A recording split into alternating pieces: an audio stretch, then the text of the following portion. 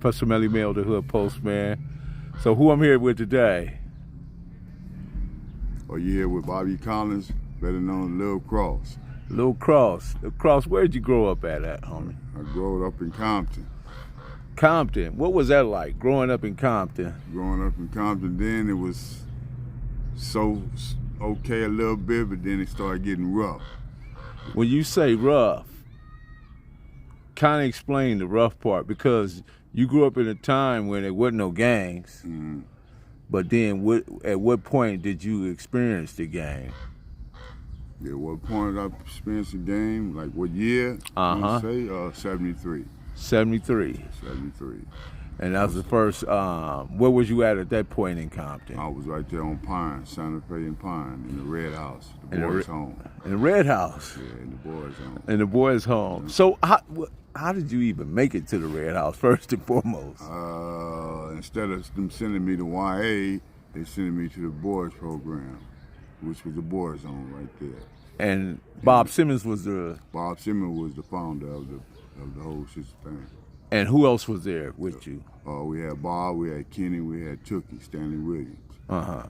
And who were some of the other guys that were in the Red House with you? We had Guy Walker, we had Tiny Man, which his name is Eric Russell. We had Lil Reds from Long Beach.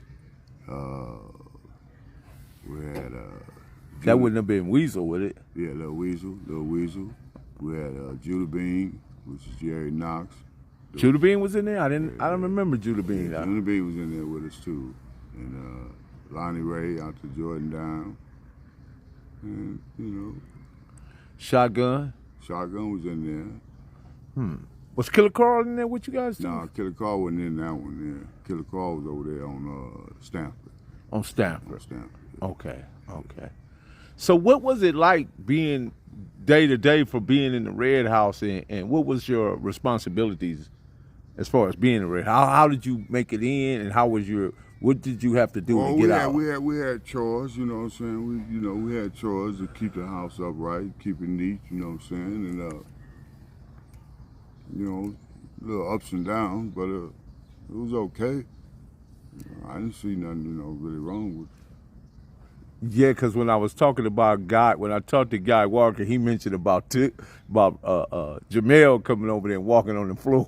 Oh yeah, well that was a house on Slater in Front Hood. Yeah, we just finished cleaning the kitchen and stuff. I think we just finished waxing the floor, and Jamel come over, rang the front doorbell. We answered the doorbell and stuff, and we told him Tookie said go around to the side gate, but he wanted to push his way in here. I don't know who he thought he just gets gonna push over us. So we slammed the door, and when the door opened up again, the man looking at a barrel down his face.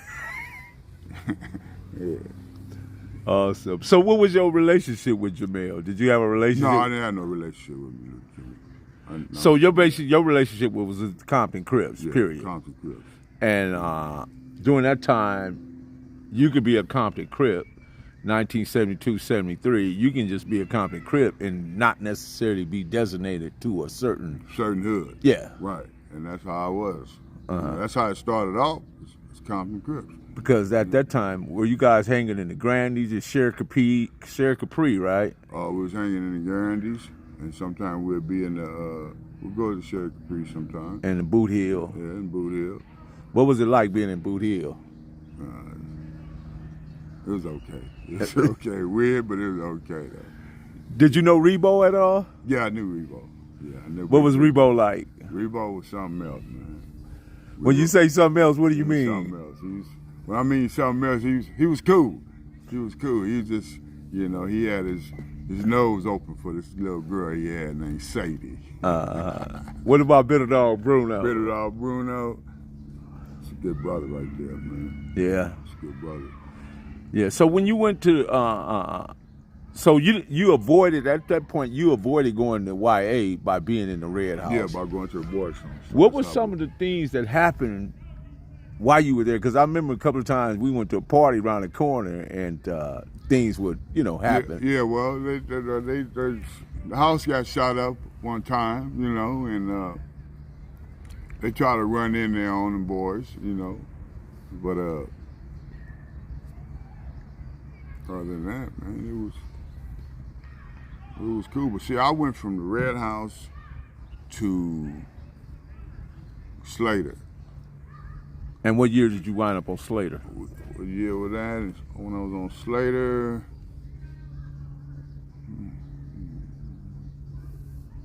I want to say 79. 79. That's probably the last part of the program. The programs, yeah, because right. I think, you know, Bam, Sherwood. Yeah, I know Sherwood. Sherwood lived right there. Yeah, he lived right around there, man. Sherwood. I noticed you got a lot of tattoos on your face. Turn to your side. Let me see. So what does all that represent? The money. It's representing money, man. And then I see you got the cross in the middle of your forehead. Is that for Little Cross? That's a Little Cross. How you get the name Little Cross? I gave myself that name, man. Just like I used to like to wear cross earrings, and I named my own self. Yeah, because that was like the symbol of it. Because the Compton Crips had the cane with the 2 C's and the derby and the cross earring. Cross, yeah. So you was okay.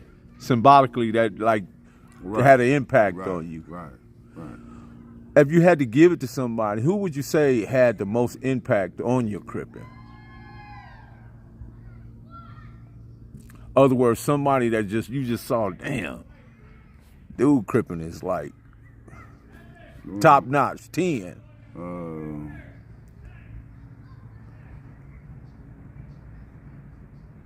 I would say number 1. Number 1? Daryl Jackson. What was number 1 from? He's on the east side. East side.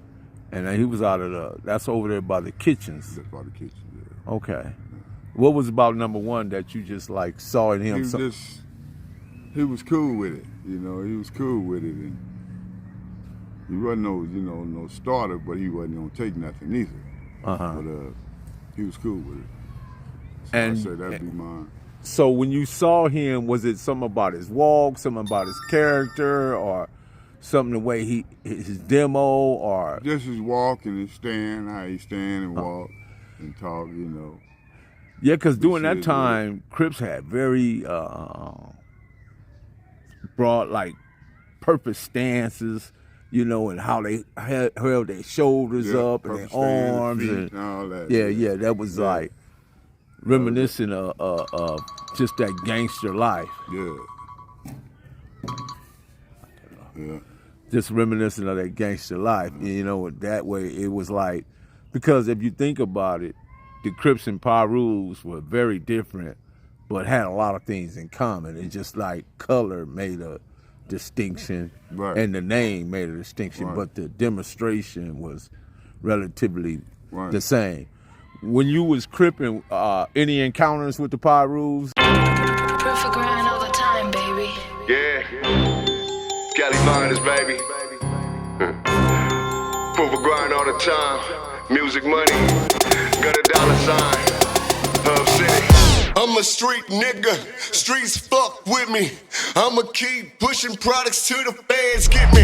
It's guap off top, diamond Cartier. That nigga wall won't give a broke bitch the time of day. They see me climbing, they see me shining. That's hard work, proof of grinding. New money got me tipping in that 550. Ali, bad man, and I'm so pretty. I got that tech with me, that's my hater sprayer. Go big, grind now, nigga, play later. What can I say? I'm addicted to this paper stacking, and I don't talk about it, I just make it happen.